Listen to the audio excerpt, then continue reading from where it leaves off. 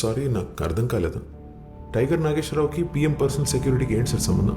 Mr. Shastri, in this meeting, I will be asking the questions. Please sit down.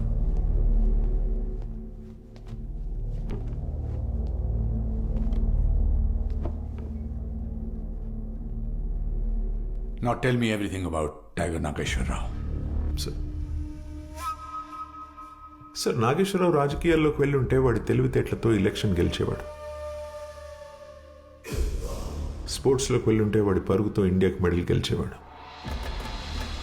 ఆర్మీలోకి వెళ్ళి ఉంటే వాడి ధైర్యంతో ఒక యుద్ధమే గెలిచేవాడు. అన్ఫార్చునేట్లీ వాడు ఒక క్రిమినల్ అయ్యాడు సార్.